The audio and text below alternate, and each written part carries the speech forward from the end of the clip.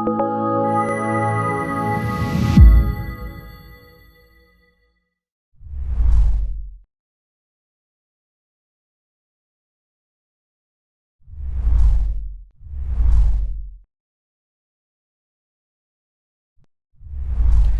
Sobat UNES, apa kabar? Salam sehat, salam bahagia.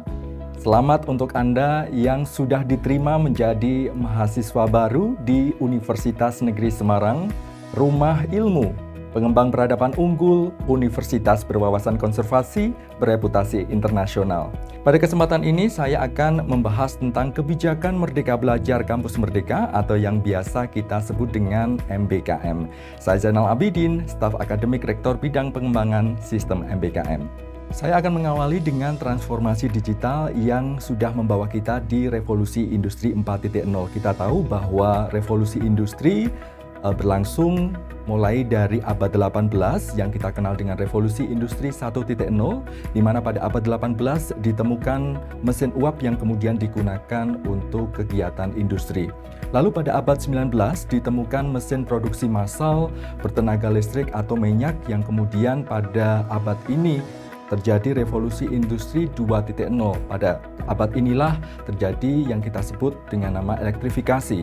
Lalu pada abad 20 ditemukan komputer yang kemudian komputer ini digunakan untuk otomatisasi di beberapa industri khususnya penggunaan sistem informasi. Lalu pada abad 21 sekarang kita jumpai banyak sekali teknologi-teknologi baru seperti Internet of Things, Artificial Intelligence, Robotik, Big Data, Data Analytics, dan juga 3D Printing yang kemudian teknologi-teknologi baru ini banyak memberi pengaruh di seluruh bidang kehidupan. Nah, ini adalah dampak transformasi digital yang saat ini sudah kita rasakan. Satu di antaranya adalah perubahan kerja dan pekerjaan. Banyak sekali pekerjaan-pekerjaan saat ini yang sudah digantikan robot maupun mesin cerdas. Dan tentu saja di sini kita perlu menyikapinya. Salah satunya adalah kita harus belajar pengetahuan baru, kemudian membekali diri kita dengan keterampilan baru. Oleh karena itu kita harus belajar sepanjang hayat atau lifelong learnings. Selain perubahan di dunia pekerjaan dan pekerjaan, dampak transformasi digital juga dirasa di bidang ekonomi. Saat ini kita mungkin sudah pernah mendengar adanya mata uang baru yaitu cryptocurrency. Selain itu, kita juga dihadapkan dengan banyak informasi atau data. Data-data yang kita miliki bisa kita generate, bisa kita olah, bisa kita gali, yang mana nanti akan menghasilkan informasi-informasi dan pengetahuan baru. Dampak ekonomi yang kedua adalah kita memiliki istilah modal baru. Ya, modal baru di sini adalah talenta kreatif dari saudara-saudara semuanya. Tentu saudara nanti diharapkan lebih kreatif untuk menyikapi era revolusi industri 4.0. Selain itu, Anda juga harus bisa berpikir multidisiplin untuk bisa menyelesaikan persoalan-persoalan real yang terjadi di dunia nyata. Yang ketiga adalah kecakapan baru. Banyak sekali teknologi-teknologi baru yang tadi saya sebutkan, oleh karena itu saudara harus cakap bagaimana teknologi-teknologi baru itu kita kenali, kita harus familiar dengan istilah-istilah dari teknologi tersebut. Ada artificial intelligence, ada data analytic, ada data printing, 3D printing maksud kami, dan sebagainya. Kemudian ada perusahaan baru. Dulu kita mengenal adanya mass production, bagaimana sebuah perusahaan itu menghasilkan produksi massal. Ya, kemudian kita beralih dengan yang kita sebut dengan mass customizations. Nah, dampak transformasi digital berikutnya adalah tentang pemberdayaan individu. Kita tahu bahwa mayoritas penduduk di Indonesia memiliki smartphone atau mobile phone yang bisa digunakan untuk mengakses internet. Jadi kita setiap hari selalu engage dengan teknologi, kita setiap hari selalu engage dengan internet. Bahkan dari data yang saya tampilkan di sini, aktivitas masyarakat Indonesia lebih dari separuhnya menggunakan sosial media. Orang kebanyakan mendapatkan akses menggunakan jejaring digital untuk mendapatkan pengetahuan, kemudian berkomunikasi global dan juga menjalankan bisnis. Nah, dampak transformasi digital ini memberikan tidak hanya dampak negatif tetapi ada dampak positifnya. Ya, kalau kita membaca dari buku yang diterbitkan oleh McKinsey & Company, disebutkan bahwa di Indonesia nanti di tahun 2030 akan ada 23 juta pekerjaan yang hilang karena tadi digantikan oleh robot dan juga mesin cerdas. Jadi ada proses otomatisasi yang terjadi di industri-industri. Nah, jenis pekerjaan apa saja yang digantikan oleh mesin cerdas dan robot tersebut? Yaitu pekerjaan-pekerjaan yang sifatnya repetitif. Ya, misalnya data entry, payroll officer, kemudian production workers, kemudian machine operator, dan data collection. Nah, pekerjaan-pekerjaan ini yang nanti perlu kita antisipasi. Tentu kita harus menggali atau mengeksplorasi kira-kira pekerjaan apa sih yang nanti akan ditawarkan di tahun 2030. Nah, dari buku ini juga disampaikan bahwa meskipun ada 23 juta pekerjaan yang nanti akan hilang, tetapi masih ada peluang 27 sampai 46 juta pekerjaan baru. Dan dari 10 juta pekerjaan baru ini adalah pekerjaan yang belum ada sebelumnya. Oleh karena itu, ini kesempatan saudara untuk menggali potensi saudara, bagaimana nanti saudara bisa mengisi plot-plot yang ada di sana. Kalau kita bicara tentang abad 21, ada keterampilan yang harus kita kuasai yang kita sebut dengan 4C. 4C diantaranya yaitu communication, kemampuan mahasiswa untuk berkomunikasi, menyampaikan ide-ide dan gagasan, kemudian kemampuan untuk membuat pertanyaan, menyampaikan pertanyaan secara kritis. Kemudian collaborations, kemampuan mahasiswa untuk bisa bekerja secara tim dengan kelompoknya, kemudian mengerjakan pekerjaan sesuai dengan goalnya secara bersama-sama. Lalu yang ketiga adalah creativity, kemampuan mahasiswa untuk lebih kreatif, menciptakan sesuatu yang baru, menemukan sesuatu sesuai dengan ide-ide yang dimilikinya. Dan yang terakhir adalah critical thinking, kemampuan mahasiswa untuk berpikir kritis, menjawab seluruh persoalan yang ada di dunia nyata yang berkenaan dengan mereka sendiri. Untuk meningkatkan soft skill dan juga kemampuan dari mahasiswa, pemerintah memiliki program untuk menggali potensi mereka dengan program MBKM, Merdeka Belajar Kampus Merdeka.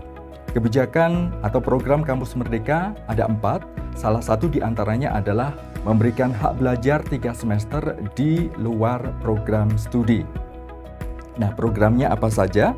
Sebelum kita masuk ke program MBKM, terlebih dahulu kita mengenali apa yang dimaksud dengan Kampus Merdeka Merdeka Belajar. Jadi merdeka dalam belajar yang dimaksud di sini adalah perguruan tinggi nanti wajib memberikan hak kepada mahasiswa untuk secara sukarela dapat mengambil beberapa program. Di antaranya yaitu mengambil SKS di luar perguruan tinggi sebanyak 2 semester atau setara dengan 40 SKS, atau juga bisa mengambil program selama 1 semester di luar program studinya tetapi masih di dalam kampus yang sama. Jadi di sini ada perubahan definisi dari SKS. SKS tidak lagi jam belajar tetapi jam kegiatan. Nah, kegiatannya apa saja? Bisa belajar di kelas, kemudian praktek kerja atau magang, kemudian kewirausahaan atau program-program lain yang nanti bisa kita konversi atau kita rekognisi ke mata kuliah yang bersesuaian, yang bisa kita rekognisi. Nah, aktor yang paling berperan dalam kesuksesan program MBKM ini adalah dosen. Jadi dosen ini posisinya nanti sebagai dosen penggerak, yakni dosen memfasilitasi pembelajaran mahasiswanya secara independen dengan menggunakan bentuk-bentuk non-kuliah. Bisa dalam bentuk magang, kemudian KKN, kemudian menghadirkan praktisi, dan lain sebagainya. Lalu program apa saja yang ditawarkan di MBKM? Yang pertama ada pertukaran pelajar. Di sini mahasiswa bisa mengenyam pendidikan di perguruan tinggi mitra, baik itu dalam negeri maupun di luar negeri. Kemudian ada magang atau praktik kerja. Di sini mahasiswa bisa melakukan internship di perusahaan-perusahaan yang menjadi mitra dari program studinya atau mitra dari Kemdikbudristek. Lalu ada asistensi mengajar di satuan pendidikan. Di sini biasanya mahasiswa dari kependidikan, dari program studi kependidikan yang mengikuti kegiatan ini, di sini nanti mahasiswa bisa berlatih bagaimana melakukan asistensi mengajar, kemudian bagaimana membuat sebuah media pembelajaran dan lain sebagainya, yang mana ini nanti bisa meningkatkan skillnya ketika nanti mereka menjadi seorang guru. Lalu ada penelitian atau riset. Jadi mahasiswa melakukan riset baik itu dengan mitra yang didampingi oleh dosen pembimbingnya. Lalu ada proyek kemanusiaan. Di sini mahasiswa bisa terlibat dalam kegiatan sosial, baik membantu masyarakat yang tertimpa musibah atau mungkin masyarakat yang sedang membutuhkan bantuan dari banyak masyarakat. Kemudian ada kegiatan wirausaha, di mana di sini mahasiswa bisa meningkatkan potensi dan skillnya dalam berwirausaha. Lalu ada studi atau proyek independen, ini mahasiswa juga melakukan semacam magang dan juga nanti akan diberikan studi kasus yang dijumpai di perusahaan. Dan di sini nanti mahasiswa akan dimentori oleh mentor-mentor yang terpilih dari perusahaan-perusahaan tersebut. Kemudian yang terakhir adalah membangun desa atau kuliah kerja nyata atau tematik. Bagaimana mahasiswa ini nanti bisa berinteraksi dengan masyarakat, memberdayakan desa, dan meningkatkan infrastruktur maupun meningkatkan potensi desa tersebut. Lalu kapan mahasiswa bisa memilih atau mengikuti program MBKM yang tadi disebutkan? Nah, sebelum kita membahasnya, kita pelajari terlebih dahulu struktur kurikulum yang ada di Universitas Negeri Semarang. Nah, ini adalah gambaran struktur kurikulum dari Universitas Negeri Semarang.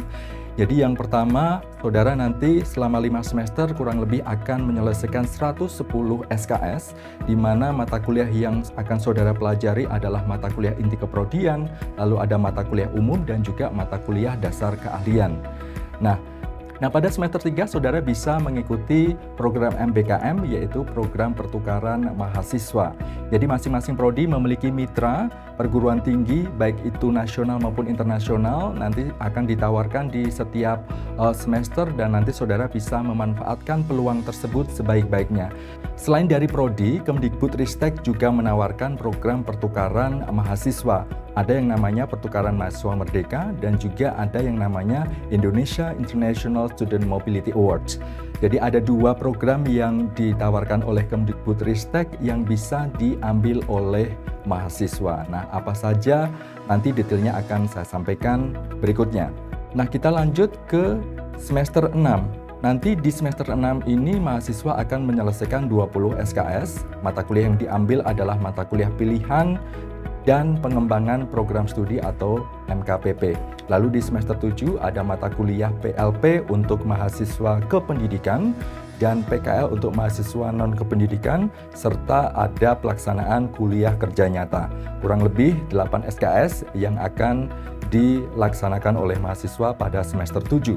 Lalu di semester ke-8 mahasiswa akan melakukan atau menulis dan meneliti yang akan dituangkan di dalam bentuk skripsi, kurang lebih memiliki bobot 6 SKS.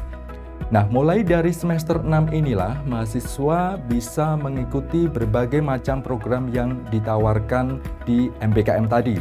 Jadi, saudara bisa ancang-ancang di semester 5, kira-kira program apa yang akan saudara tempuh. Nah, program-program tadi nanti bisa direkognisi baik ke dalam PLP, PKL, KKN, maupun skripsi. Sehingga nanti kalau saudara bisa melaksanakan itu, maka saudara bisa lulus tepat waktu atau mungkin bisa lulus lebih awal.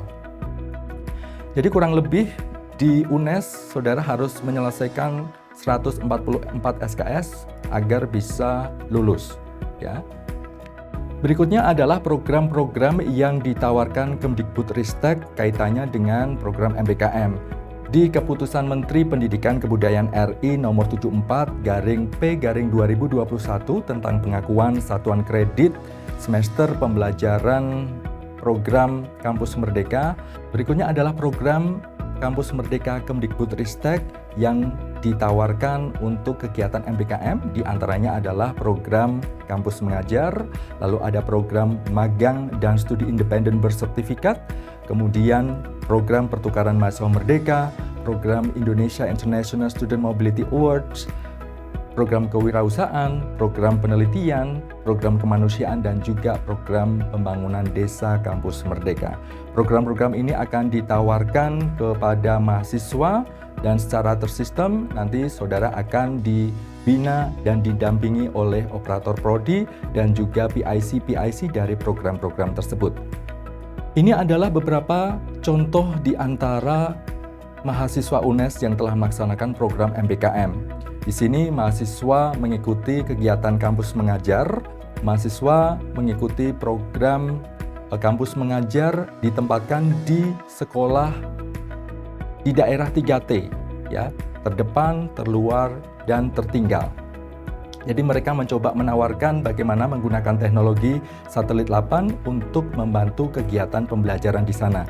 Nah, ini adalah wujud nyata bagaimana mahasiswa memberikan kontribusinya kepada masyarakat. Nah, ini adalah contoh lain dari kegiatan MBKM. Jadi, ada kegiatan kredit transfer melalui program International Mobility. Jadi, mahasiswa mengikuti kegiatan perkuliahan di luar negeri selama 1 semester, kemudian nanti mereka bisa mendapatkan rekognisi mata kuliah sesuai dengan mata kuliah yang diambilnya. Jadi, mahasiswa akan mendapatkan pengalaman bagaimana mereka berbaur dengan mahasiswa dari luar negeri, kemudian mereka belajar budaya, mereka bisa mengetahui bagaimana sistem pendidikan di sana. Ini adalah kesempatan bagus untuk Anda. Nah, untuk program ini, saudara bisa mengambil mulai dari semester 3. Nah, ini adalah mahasiswa-mahasiswa yang sudah diterima di program Indonesia International Student Mobility Awards atau kita sebut dengan ISMA. Jadi kelima mahasiswa ini sudah dinyatakan lolos. Mereka berhasil mengalahkan ribuan kandidat yang mendaftarkan diri di program ini. Jadi kelima mahasiswa ini memilih universitas-universitas di luar negeri, di antaranya ada di Kanada, kemudian di Inggris, ada di Bulgaria, ada di Rusia, dan juga di Amerika Serikat. Jadi nanti ini kesempatan luar biasa bagi kelima mahasiswa tersebut untuk bisa mengenyam perkuliahan di perguruan tinggi yang memiliki kualitas yang sangat bagus. Nah, bagi Anda yang berminat untuk kegiatan kewirausahaan, jangan khawatir karena di sini juga ditawarkan program untuk meningkatkan keterampilan dan meningkatkan skill berwirausaha, yaitu program KBMI, yaitu kegiatan berwirausaha mahasiswa Indonesia. Nah, saat ini di Universitas Negeri Semarang ada 9 proposal yang berhasil mendapatkan hibah ini. Nah, mungkin Anda nanti akan menjadi penerima hibah berikutnya. Dan beberapa kegiatan MBKM lain yang sudah pernah diikuti oleh mahasiswa Universitas Negeri Semarang, harapannya ini nanti bisa meningkatkan motivasi saudara semuanya. Saudara semuanya inilah nanti akan menjadi duta MBKM di periode yang berikutnya. Programnya apa saja yang sudah ditawarkan, yaitu program Bangkit, kemudian kampus mengajar perintis, program holistik pembinaan dan pemberdayaan desa atau kita sebut dengan PHP 2D, dan juga program MBKM lain yang digagas masing-masing prodi bersama mitranya. Nah, itu tadi program MBKM yang dapat saya sampaikan untuk Anda semua. So, reach your full potential. Jangan lupa untuk menjadi duta MBKM Universitas Negeri Semarang. Saya Zainal Abidin pamit. Terima kasih. Assalamualaikum warahmatullahi wabarakatuh.